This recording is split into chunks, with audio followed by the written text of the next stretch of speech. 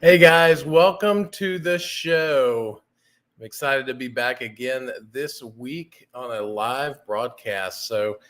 This I guess it gets a little easier as you do it, but there's still a little bit of pregame jitters and nerves. But if you're out there, let me know, what you got going on, what's on your mind, and I'm looking forward to having a good conversation tonight. So let's go ahead and get started. For some reason, I am not seeing. I'm going to stop sharing that. I'm not seeing anything here. So let's go ahead and I'm going to see if I can get on my phone just to see how it looks. So let's get this checked out. Oh, there we go.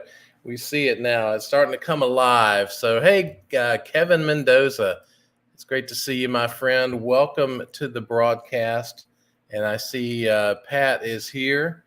Glad to see you here, Pat, as well. So tonight we're going to talk about a topic that I think is really kind of cool. And then here's Miguel. Hola, Miguel.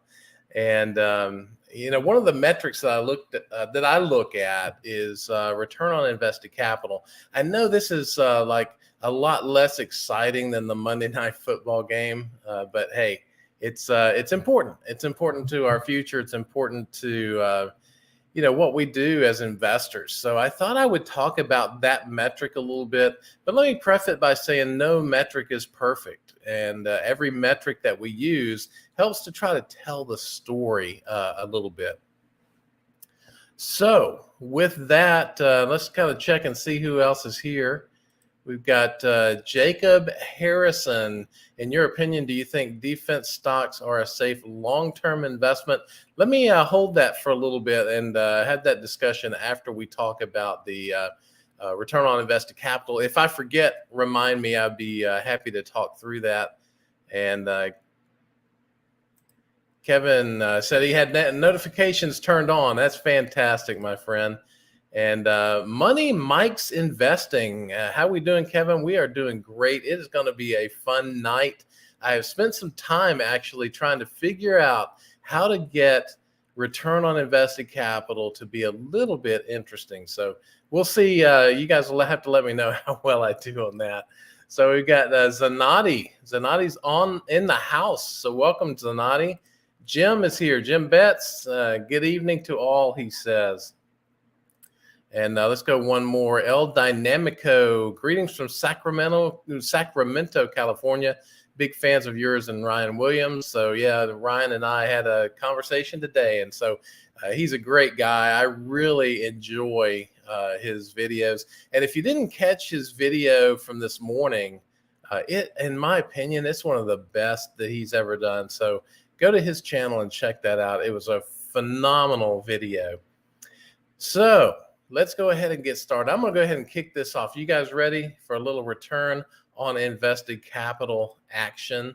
So let me start sharing my screen here, which I began to unshare. Okay, here we go. I'm going to take El Dynamico off the screen, and I'm going to come over here and maybe make this a little bit bigger.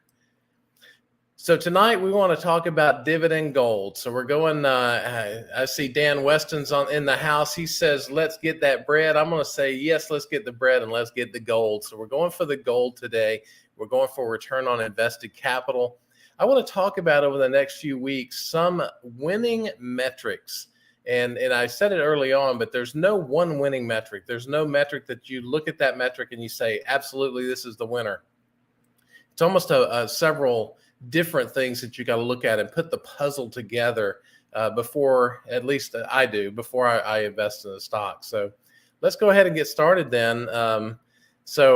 Management has been given funds to invest. So the question that we have is, how can we measure how efficient management is with the funds that they've been given to invest? So think about these funds as the difference between equity and debt.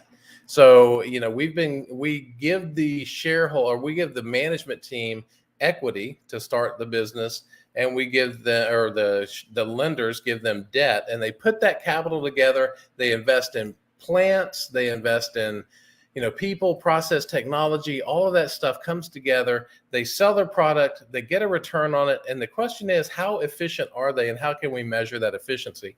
And one of the ways to do that is through a metric called return on invested capital. So that's what we want to talk about tonight. And that's why it's important. It's really about management efficiency. So let's talk then about now I know this is like a formula, right? So don't let your eyes glaze over, because we're really going to boil this down here in a few minutes. So return on invested capital formula is net operating profit after tax divided by total invested capital. You probably are saying to yourself, I am no better off now than I was about 5 minutes ago, because that is a complicated formula.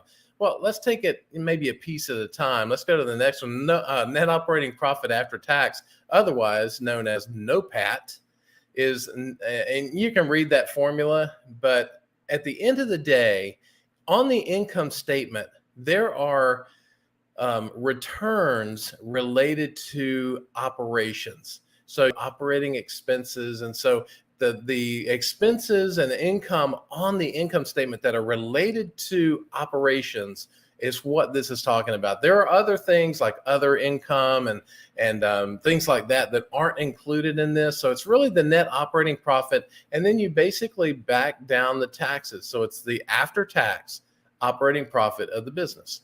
So it's really that simple.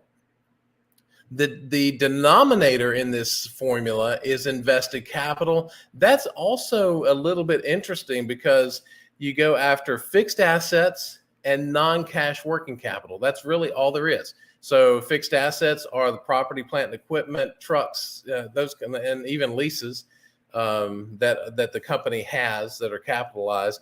So those are the fixed assets. And then you go after the things that are considered working capital. And I can see your eyes glazing over as I keep talking. But working capital are basically your current assets minus the current liabilities. So the calculation called return on invested capital excludes cash. So we want to take our cash and back it out of that equation. So now that we've gone through the technical definitions of this, maybe we could kind of do an example that would be a lot more fun and a lot less technical. So can we boil this down? Absolutely we can. We're going to start a business, and we're going to start a lemonade stand. I don't know if you guys ever did a lemonade stand or if you've seen kids do a lemonade stand, but they basically get some lemonade. They or their parents actually make the lemonade up. They put a little sign together and get some chairs, and they sell lemonade. So that's the business that we're starting. We're starting a lemonade stand, and we're doing it with $100. And that $100, $50 of that comes from you. You are starting this business, so you are donating $50 to that business, and then your parents are loaning you $50. So that is the $100 that you have. So if you want to think about this between equity and debt, the equity is the $50 you put in to the lemonade stand, and the debt is the $50 your parents put in, because you're going to have to pay them back at some point. So your $100 is debt and equity. So here we go. Let's go. So I put together a fake income statement and balance sheet related to the lemonade stand. And if you look at this closely, you'll see that. Let's start at the bottom with the income statement. So this is after the period that you actually sell your lemonade, right? So you sold $30 worth of lemonade, and it cost $10. And so your before tax profit is $20. So the cost of $10 is the lemonade mix and the sugar and the water and whatever cups, that kind of thing. So then your before tax profit is $20. And I use 25% for taxes, and it was really just because it made the numbers easier. So we ended up with a net income after tax, net operating profit after tax of $15. So now let's go to the balance sheet. The balance sheet says, hey, I've got cash now of $40. I got accounts receivable of $10. I've got fixed assets Now the fixed assets are $70, and that's made up of the materials it took to build your lemonade stand. Oh, and let me back up and talk about accounts receivable, because your buddy Bobby, I don't know if you got a buddy Bobby, but if your buddy Bobby came down and wanted some lemonade, he didn't have any cash. He says, "Hey, buddy, I'll pay you back later." He owes you $10 for the lemonade, so he's got to pay up. If he doesn't, if he stiffs you for the lemonade, you're going to have to write that off. It's going to go against your NOPAT. But for right now, he owes you $10. You got fixed assets of 70. You to build your stand, you took a card, a Lowe's charge card, and you bought some things at Lowe's for $5. You still owe Lowe's for that. You obviously still owe your parents $50, and now you have equity of $65. So you say, wait, I put 50 in. Where does the 65 come from? As the owner, guess who gets the profit? You do. So the $50 plus the $15 in net income comes to you as the owner. So you now have $65 in equity. So now, so how do we calculate return on invested capital with this? We take the $15, which is the return. $15 is return. The invested capital is the fixed assets of $70 plus the accounts receivable of 10 minus the accounts payable of 5 gets you invested capital $75. $15 divided by $75 is a return on invested capital of 20%.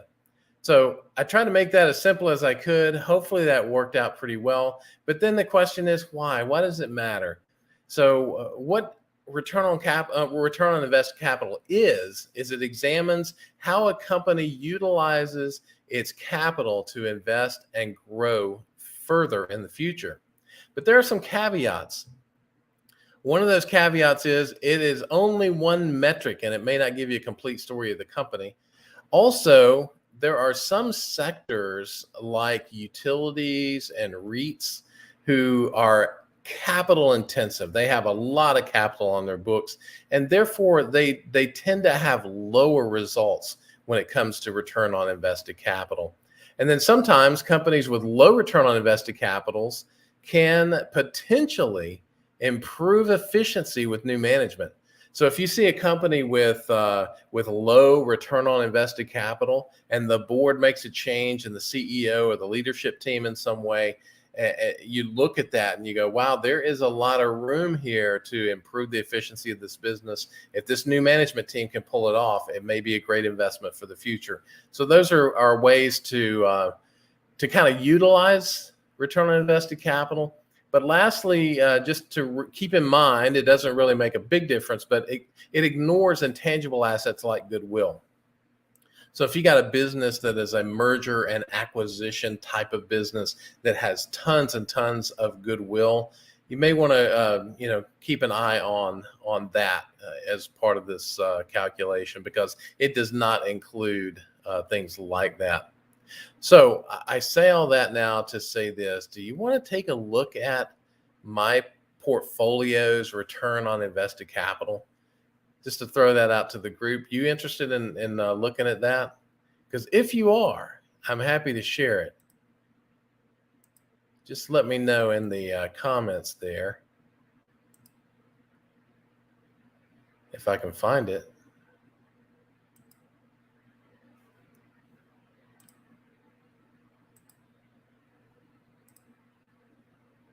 There it is. Okay, we got some yeses, so we're going to go ahead and get started. I'm going to make this a little bit bigger so you can see it. So I took my portfolio today. I don't have a service or an app that gives me a downloadable return on invested capital. To be honest with you, I don't calculate return on invested capital. I do have an app that calculates it for me, so I will look at that, but it's not set up where it can download just a mass amount of, I have to look at each company individually. But I did that today just for you. And you can see, and I sorted it by decreasing return on invested capital. And I was surprised myself that Altria Group has the biggest return on invested capital in my portfolio. I was shocked at that. I didn't think that Altria Group would be the largest, but it is. It's the highest return on invested capital at 51%, which is pretty interesting. Next in line is Lowe's. Lowe's was at 46%, and then Lockheed Martin at 34%. We all know Robert Half. It's a service business, so there's not a ton of assets there. So they should have a large return on invested capital. Microsoft is 29%. I love Microsoft. Texas Instruments and Graco are both 28%. I'm not going to read these to you. I'll let you kind of look at them. I'm going to scroll down. But there are some interesting ones, I think, at the bottom as well.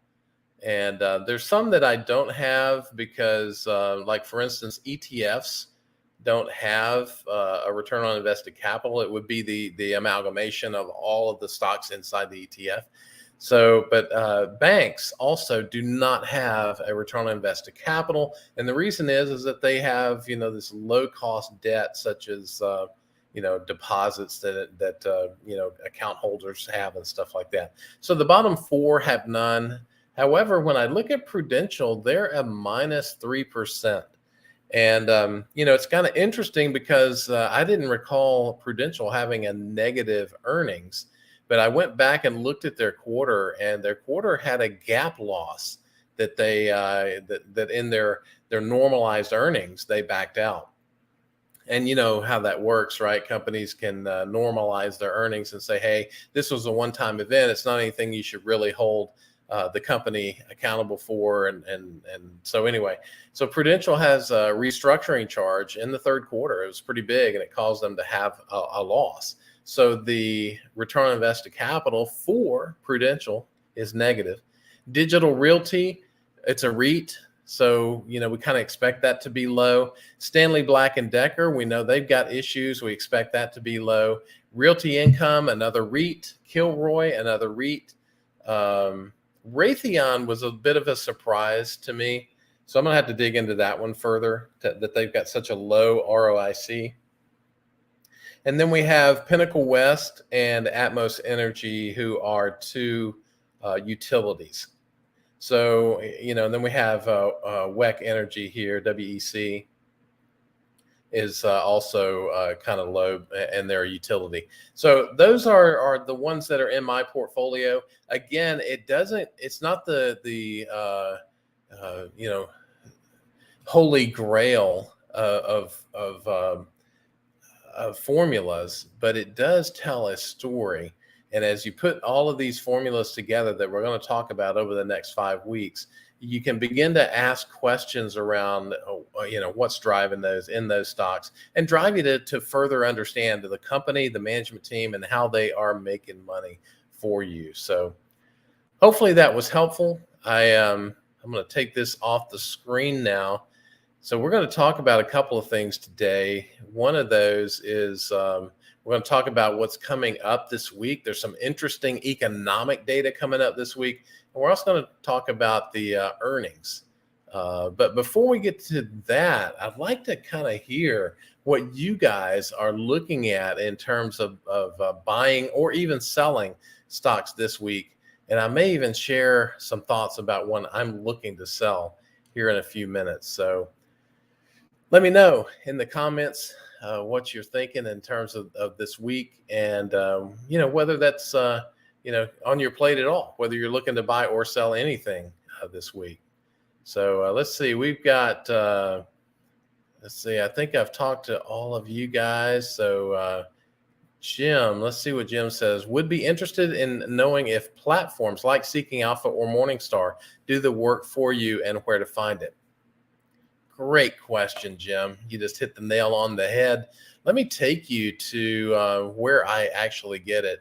I get it from Simply Safe Dividends, and I'm going to start sharing this screen. It might blow up here. No, I can fix that. Here we go. All right, so I think I'm sharing. Yeah, I'm sharing that now. So if I go to Simply Safe Dividends, and you can see my portfolio here. This is a total portfolio. if I go down, let me just sort it by, I'll sort it by percentage of portfolio.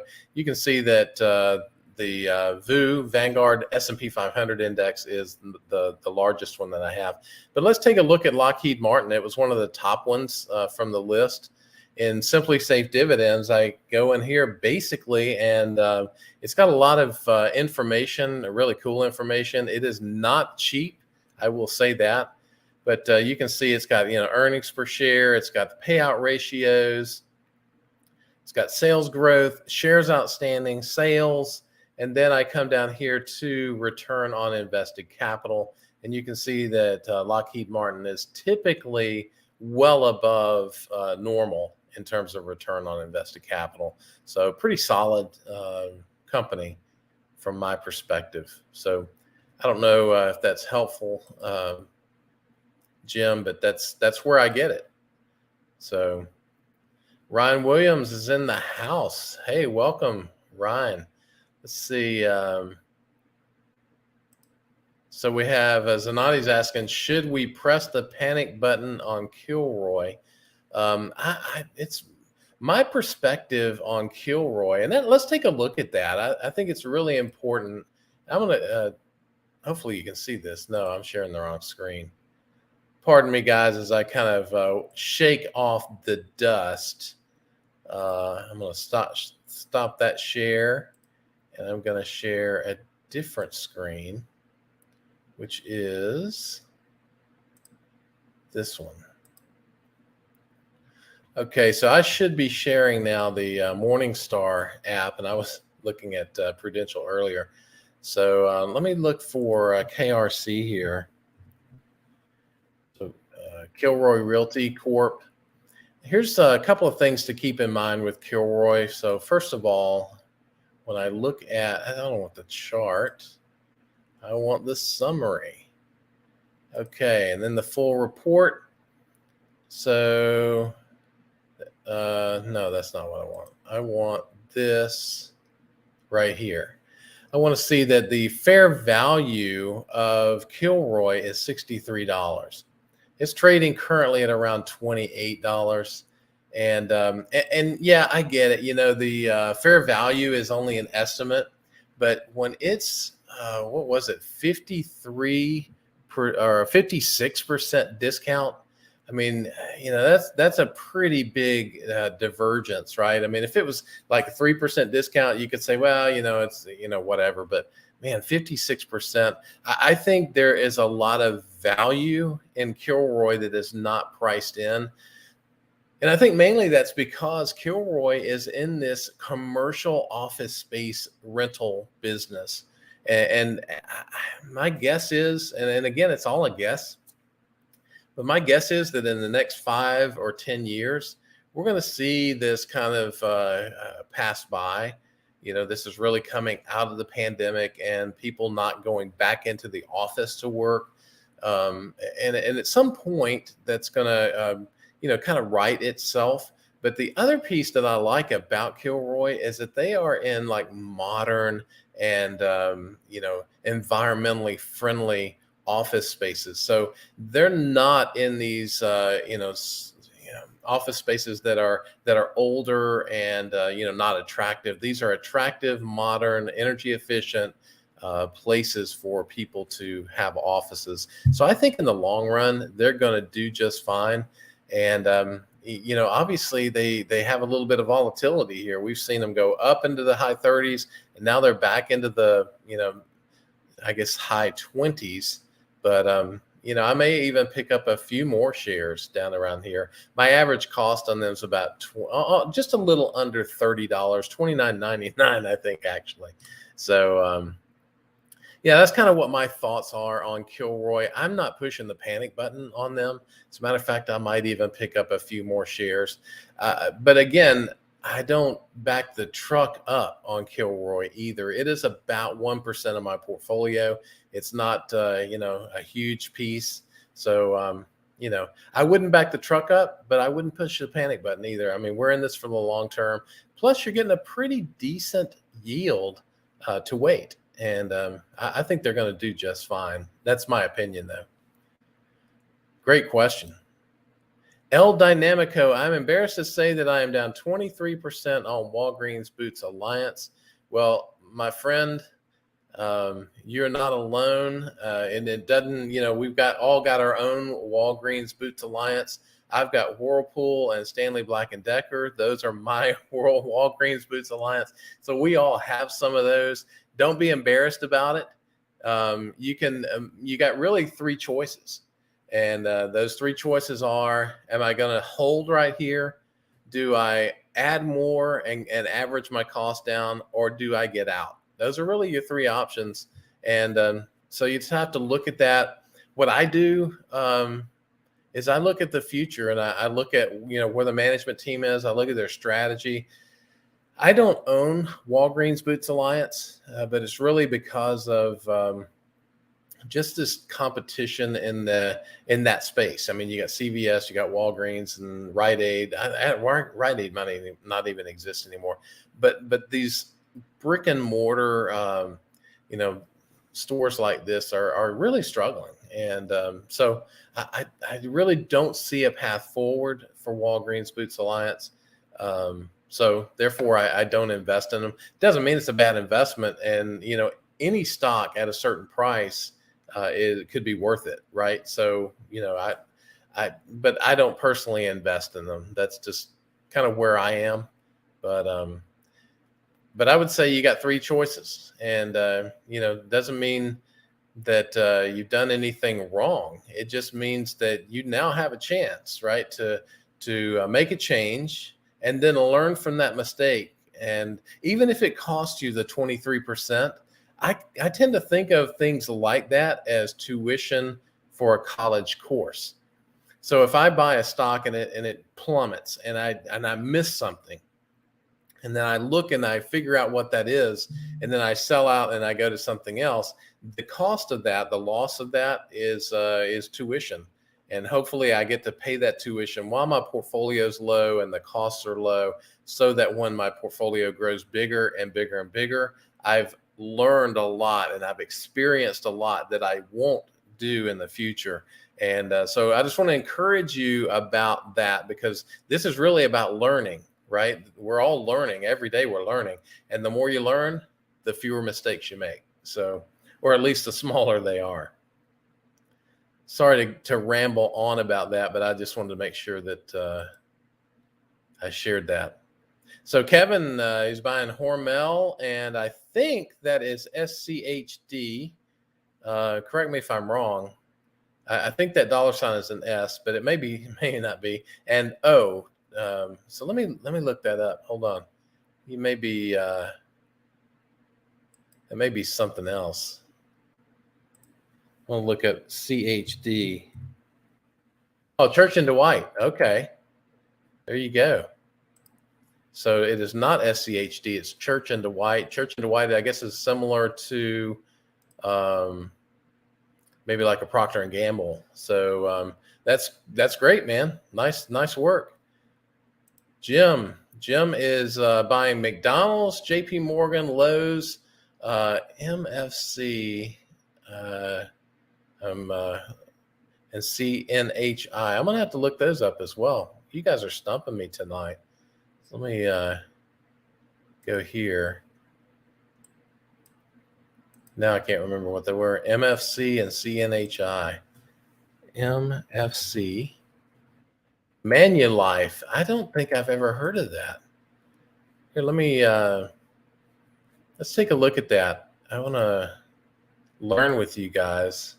So I'm going to start presenting this other screen here.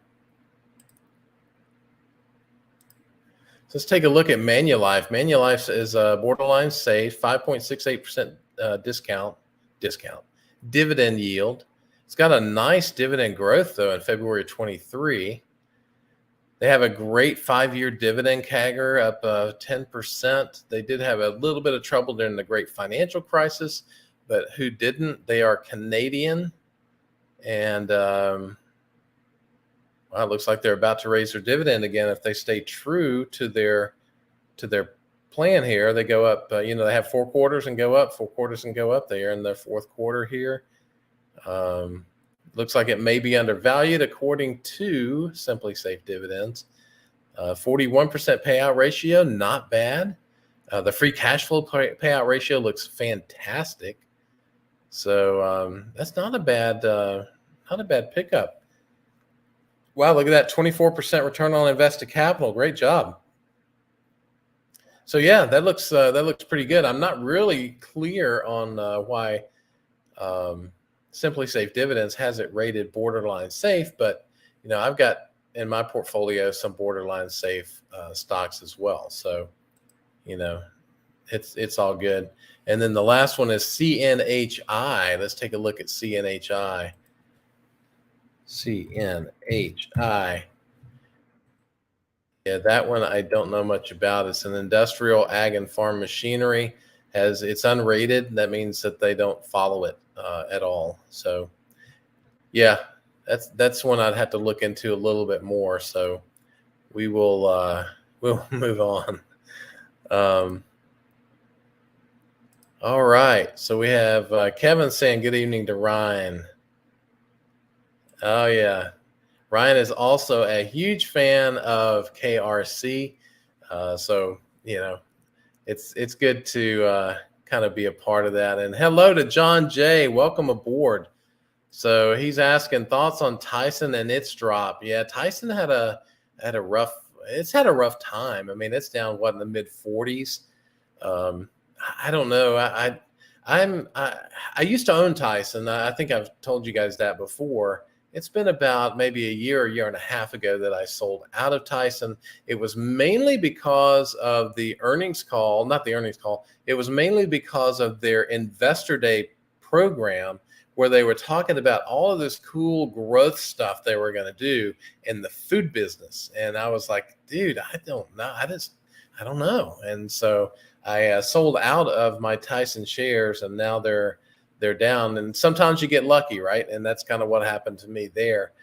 It's not that I had a crystal ball. It was just that I felt like I could do better things elsewhere. But, I guess where it is right now is pretty low.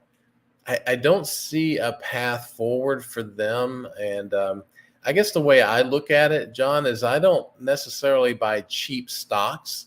I buy stocks that I think are going somewhere that are that I believe are discounted in the market, that maybe investors are missing something. I'm not sure what the investors are missing on Tyson. So it may be, in my opinion, at kind of fair value now. So I'm not sure I'm going to jump into Tyson at this point. I could be wrong, and I could miss a 50% increase, but I'm going to stay away from them for the moment. Miguel is down 20% on Estee Lauder. Yeah, that's a tough one, my friend. Zanati, thanks much. You're welcome. You're welcome, my friend. Glad to do it. That's what we're here for. Oh, Pat, my friend. He says, don't feel bad. I have MPW. And so, like I said earlier, everybody's got their own Walgreens Boots Alliance. It just may not have that name. So, that's what we're really here for. This is a community where we're actually, talking about things, helping each other, and even challenging each other to grow. And so I think that's kind of cool. So John Jay, this is a long one. Let me see if I can read this. The meat producer reported its fiscal Q4 results on Monday. Its 13.3 billion revenue missed the target of 13.7, while its earnings per share of 37 beat expectations of 25 cents. Yeah, and something else I saw, John, and I haven't looked at it in detail, is that their pre-tax earnings missed, or maybe their operating profit missed, but their after-tax profit was ahead of schedule. So I'm not really sure what would happen in other income and taxes that would get them there, but I would need to dig further into their earnings release, but it's just not something that is on my radar at the moment. So good luck with that. I'm not really sure where they go from here. I mean, I kind of lost interest in them when their CFO was found sleeping drunk in his neighbor's bed. So that I kind of lost interest in them when that happened. So Eli is with us. Hello, Eli. Welcome to the program. Jim says, from Professor G's desk, sometimes you win and sometimes you learn. I love that. That is awesome. That's a great saying. I may steal that. You know how this works, right? Is you hear a good saying like that, and then you quote them, and I'll say, Professor G says, sometimes you win, sometimes you learn. And then after a few times of that, I'll say, and then, as I've said, professor, or sometimes you win, sometimes you learn. Then after a few more times, it's like, as I always say. It's kind of like, you just take it over. But hopefully I don't do that. But, sometimes that's the way it works. So to Tommy, welcome to Tommy. He says, my 3M is in the same boat, still holding for now. If they cut dividends, then it's very simple, quick sale. Yeah, I would agree with that. 3M is obviously they have great products and things, but boy, they've got some challenges right now with those lawsuits, and who knows where that's going to go. So there's a lot of risk there, and so I wish you luck on your 3M. But let's see.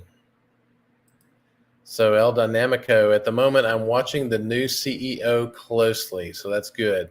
And I think that is Walgreens Boots Alliance. So they do have a new CEO, and so hopefully they'll be able to turn that ship around.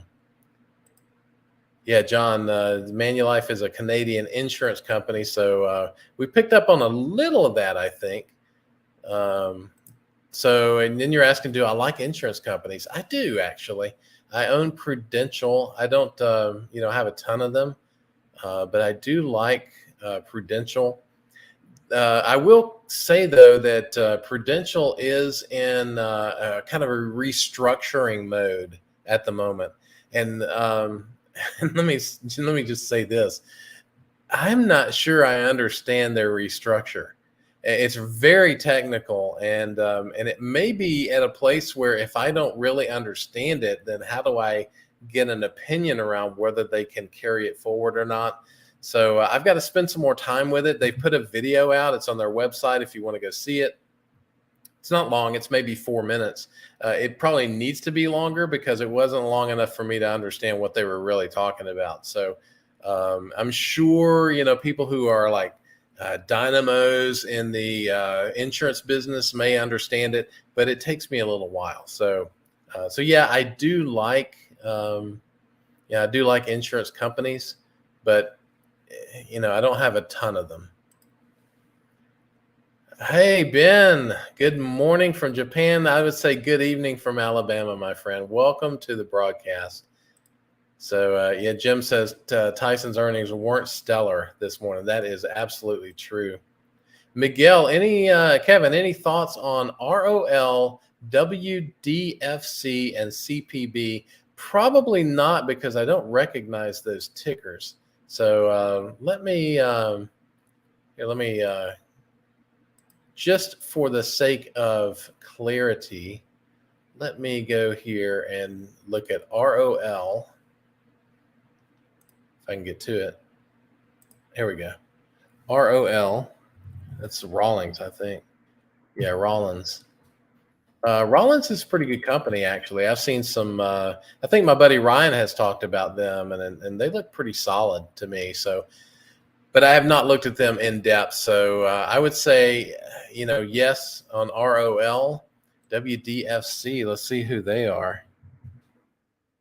Oh, WD-40 company. I looked at them many years ago. They have a low yield. I think you can see this, right? Yeah. So low yield. Payout ratio is a little bit higher than I like, but it's, Staples typically do have a little bit higher one.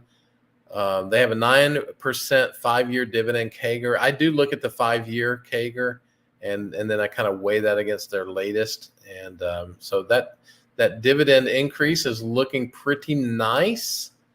Looks like they're in line to raise their dividend soon. Looks like they're reasonably valued, and payout ratios, we already saw some of that. Their free cash flow payout ratios look a little bit on the weird side. This is over the next 12 months. It looks like they are, just kind of guessing here, it looks like they are ramping up their capital spend. As you know, free cash flow is the net operating cash minus capital expenditures. So I would guess that their capital expenditures, maybe they're buying a plant, maybe they are, increasing capacity in some way, getting ready for, a resurgence of the economy. Not really sure, but I would guess that's what that is. I would have to look that up to be sure. And return on invested capital, 26%. Let's check out their interest coverage. Interest coverage looks decent. So, it's not a bad stock. It's probably not something that I would, jump into at this point, but certainly not a bad stock at all. CPB. I think that's Campbell Soup, right? CPB. I used to own them. Yeah, Campbell Soup, and Campbell's is borderline safe. It. Oh yeah, they are. They're acquiring a pasta sauce company. They're increasing their leverage.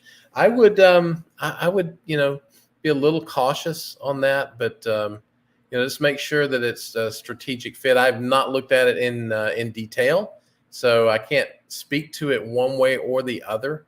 But it's certainly worth looking into. But I would say just make sure that acquisition makes strategic sense for the company. It's actually one of the great ways you can tell and get a sense for how management is doing, and that is by looking at the M&A, the mergers and acquisitions that they're entering into. And if they make sense and that they're synergistic for the company, then it gives you a good insight into the management team. Jim says Tyson did increase its dividend, which people think is not a prudent financial decision. That very well could be true. All right. So Jim says stealing content from my dividend stockyard Facebook page works for me. Absolutely, my friend. Absolutely. All right. Kevin wants to know about VTRS, and I know what that is. I just can't think of it at the top of my head. But VTRS, we'll take a VTRS. That's right. So it is borderline safe according to Simply Safe Dividends. Let's look at some of its ratios here. Well, they just started paying a dividend. Looks like in 21. So it's a new payer.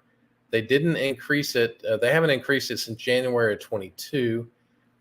So just so you know, let me see what I'm actually showing here. Nothing. So that's not very helpful for you guys, is it? Here we go. So let me back up just really quick. You can see that VTRS is borderline safe, and that they have been only for a short time paying dividends, 1 year growth streak, 1 year interrupted. But you can see here that their payments in March of 22 went to 12 cents. And it's been that way for 8 straight quarters with no increase. That's against one of the rules that I have. I want my companies to have a dividend growth streak of at least 5 years. So this one I would not be interested in. And actually, it's been around so short a time. I'm not really sure that. Oh no, it looks like it has been around for a long time. There's just data missing, I guess. The old data is missing, but you can see the earnings per share are dropping, and that's not a good sign. Return on invested capital is not very high, and their net let's look at their net debt to capital. It's about 46%, but their interest coverage ratio is really low. So I would be cautious about that one. If it were me, if you're asking me, will I add VTRS to my portfolio? I would say no, absolutely not. And I hate to be wishy-washy like that, but I would not add it to my portfolio. That's just my perspective. That's my take on it. To Tomy, How close are we to a recession? Dude, that's a great question because nobody really knows, right? You've got all of these, you've got the interest rates going up. I'm going to take a drink. You got interest rates going up. You've got prices going up. You've got student loans starting to be repaid again. You don't have any more economic, stimulus payments. And you have a Congress who is not really doing a good job, in my opinion. So you look at all that and you go, man, we could be close to a recession. I don't think it's next quarter or the quarter after that, but I do think that we're going to see a slight recession coming up. But I don't think that matters too much to me.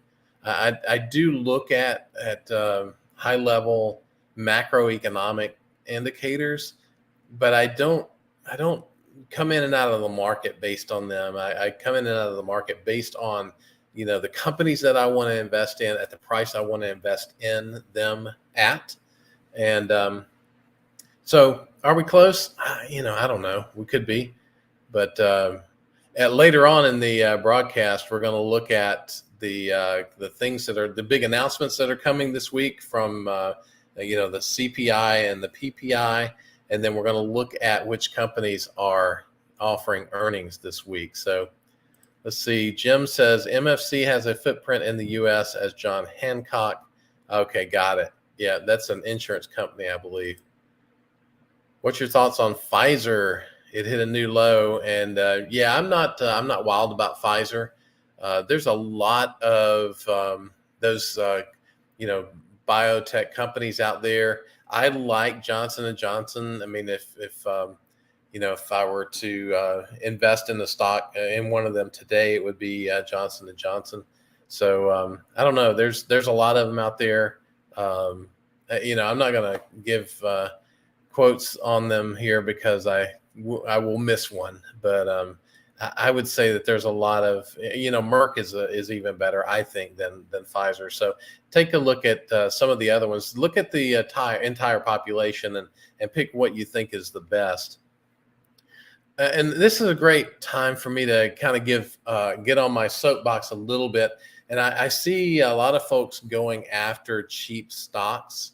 And it's not the cheap stocks that we want. It's the stocks who are being downtrodden, not because there's a reason for it, but because the market is missing something. And so, I think Pfizer is down for a reason. And so that's why I kind of feel that way. Any thoughts on Equinor? I don't know that I've heard of Equinor. You guys are throwing some cool stuff at me tonight. So let me look that up. Equinor ASA. It's an integrated oil and gas. Yeah, you guys are there. Equinor ASA. It's a borderline safe. Has a 3% dividend yield. It's got, wow, in 2014, it dropped its dividends significantly. And then it has dropped it again in 2020, which kind of makes sense, I guess, with the pandemic. It's only grown its dividend for the last 2 years. Again, from my investing philosophy, I would stay away from it because it doesn't have a track of dividend growth. I'm a dividend growth investor. And so I look for companies who are consistently growing that dividend, and that's the sweet spot for me. Has some pretty big special payouts. Wow, all year this year, but that kind of makes sense because the fuel oil prices have been higher. Chevron, Exxon, Valero, all of those companies have been higher, so that would make sense here. It is a foreign company, and see if it says where it is. It doesn't say. I'm not really sure where it is. It would probably say here somewhere. Norway. Maybe. Yeah, Norway. Headquartered in Stavanger, Norway. So, yeah, and there would be some special tax implications for that as well. So I think if you're asking my opinion, what I would do, personally, I would stay away from it. So it's my thoughts. And those thoughts are worth exactly what you're paying for. Let's see. Thinking of starting a position in the stock. Oh, sorry. Let me put it up here. Thinking of starting a position. This is Tutomi in the stock VEEV. Any chance you can look this one up? Yes, I can do that. Absolutely. VEEV. When I saw that, it made me think of Velveeta. So if it's anything like Velveeta, I think it's a great thing. Wow, there's not a lot of data here. They don't pay a dividend, so dividend. This dividend app is not going to be very helpful, which you couldn't see anyway. So let me go to a different one. And so if you want to know why I have so many apps, this is why, because I use different ones for different reasons. So let me present for you, share screen, this. All right, so we should share the Morningstar. Let's look it up on Morningstar, VEEV. Viva Systems Inc., Class A. It is $166.25. Let's look at, let's pull the chart up. Let's look at the chart. And let's look at, let's look at the last year. Wow, it looks like they have grown quite a bit. They're pretty volatile, but they have grown significantly in the last year to date. They, looks like they've done a nice job. Let's go here and see what their fair value is. Fair value of 267. So it says that says they are at a 38% discount. Fantastic. So I don't know, if I would have to look into what they do and that kind of thing, their management team, but 38% discount is not bad. They don't offer a discount, a dividend. I keep saying that. They don't offer a dividend, so it's likely a stock I'm not going to be that interested in, but it's not doesn't look too bad to me. My opinion on Rolls Royce. I saw a show the other night that it was Red Fox. Do you remember Red Fox? It was Sanford and Son. He was evidently a comedian as well, and he was talking about his $58,000 Rolls Royce. And so this had to be maybe in the 1970s, probably something like that. So I think Rolls Royces have probably grown a lot since then in price. Have grown in price since then. But let me look it up. Let's look up Rolls Royce. Rolls Royce Holdings. Is that the right one? Looks like there were two of them. There's a RYCEY and an RYCEF. I'm not sure what the difference is. Maybe they're actually industrials. They're aerospace and defense. They don't pay a dividend anymore. It looks like they got rid of it. It's a British company.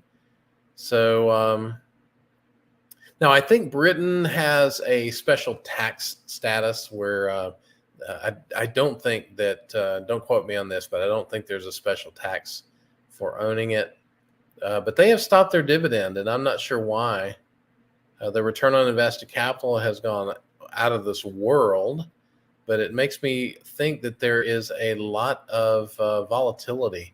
There's certainly a lot going on there, and it is more than I can just look at. I would definitely have to study that one a bit. I don't think I was showing you that, but anyway, hopefully I talked through that well enough. John J., any recommendations with good metrics that are undervalued in your opinion? And SS, I'm not sure what SS is, but well, let's do this. I would say, let's go back to Morningstar here, and I'll just show you my portfolio.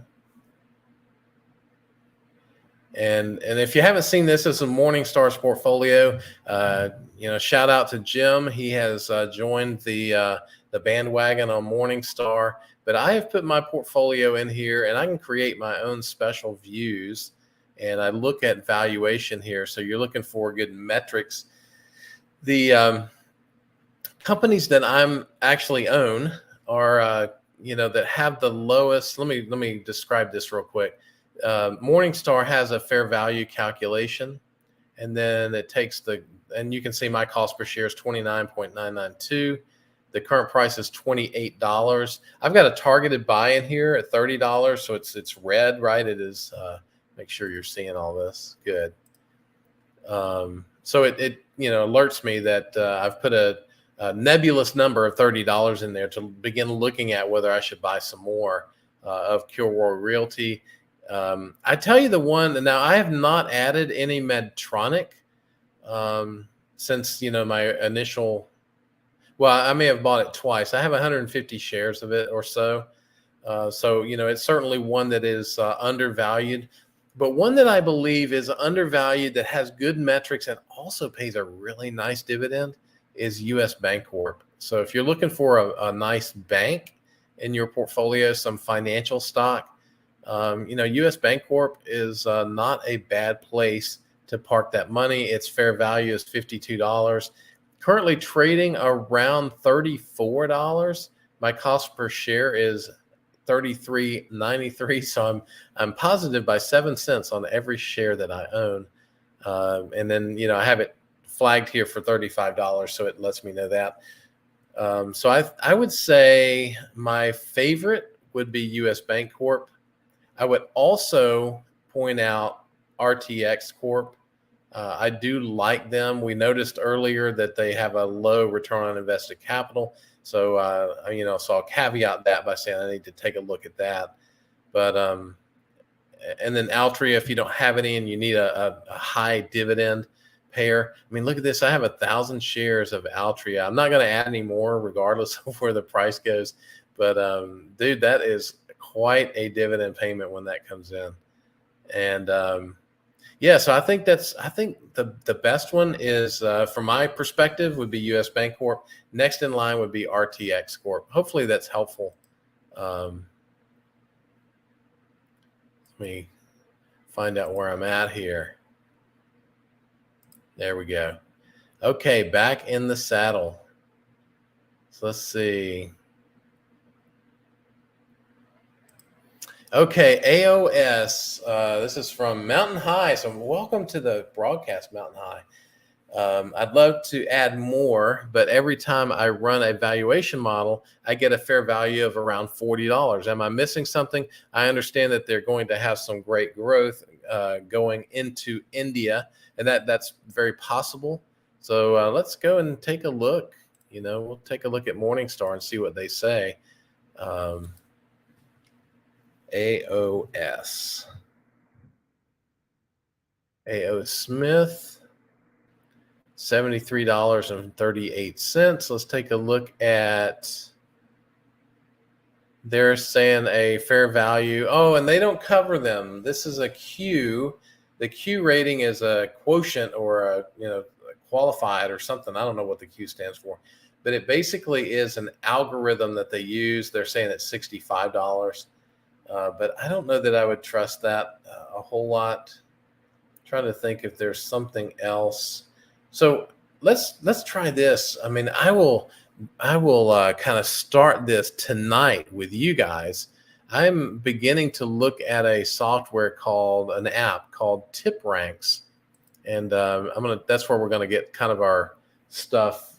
Oh wow, we are an hour into this broadcast, so I'm gonna have to wrap this up here pretty soon. But if I look at AOS in here, it should give me some pretty interesting information.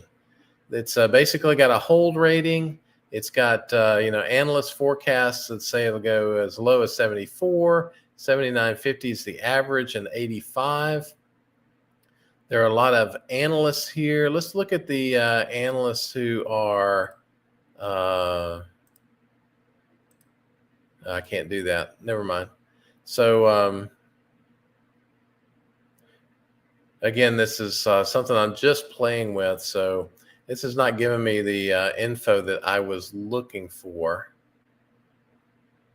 Oh, stock analysis. Here we go.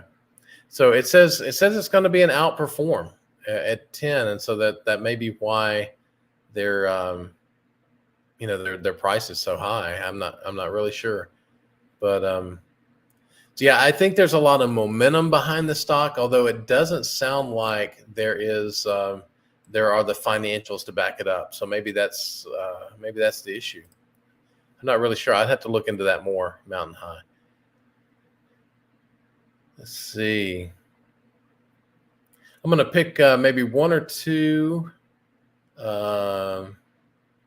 more, and then we're going to have to call it a night.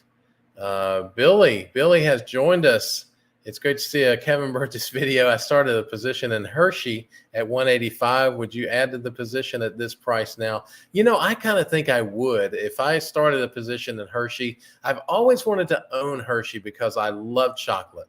And, it is trading down now from where it's been. It's always, in my opinion, been historically overvalued. It is probably down in the fair value range. So, if you were building a position, I think I would do that. Jay Oliveira, welcome to the broadcast, my friend. What do you think about Target and T Rowe right now? Target, I don't invest in. I try to stay away from retailers. They are one of the stocks that are going to report this week. Have no idea where that's going to be. T. Rowe Price is struggling right now, and they're struggling because of the economy. They're struggling because funds are being pulled out. I think they are doing everything they can do, but until this economy turns around, they're going to struggle. I'm not adding T. Rowe at this point, but if it drops significantly from here, I will continue to add. I do have pretty decent sized position in T. Rowe, so I'm not selling that position, but I'm not adding at this point either. Let's see, Jim, on Morningstar Metrics, price fair value, is it a safe assumption to say that figure 0.44 KRC means that KRC is trading 56% below fair value? That is exactly what it's saying. It takes the price and divides it by the fair value. So the price divided by the fair value would give you 0.44, and therefore it's trading 56% below the fair value. You got to do the math, in your head, but that's sometimes it's kind of fun to do that. All right, Kevin wants to buy some more Mo. I agree with you, my friend. That's a nice little divvy. Michael, welcome to the program. No worries, my friend. No worries. So we're going to do one other thing, and I think it's going to be interesting, which is we're going to go to, let me get this thing back up. We're going to go to tip ranks, and we're going to look at what earnings are coming up this week. And we're going to do that by looking at, this is November the 13th. We're going to take market caps, the big ones. We're going to look at the big ones. So we've got on Monday, November the 13th. I'm sorry, the report date is on November the 14th before open. You got Home Depot coming in. So that could be a very interesting report. So we'll see what that is tomorrow. So that's tomorrow morning. Look forward to that one. Then on Tuesday, I'm sorry, it shows it as before open on Tuesday. On Wednesday, we have Cisco Systems that reports on after close on Wednesday. Then we have Walmart and Alibaba are reporting. Both of those are before the open on November the 16th. I don't think there's anything exciting on the 17th. But let's go back to Wednesday, and if I kind of open this up to include the large, we'll see that Target is here as well. So so you got Target also on Wednesday. So those are the earnings, the big earnings anyway, that are coming out this week.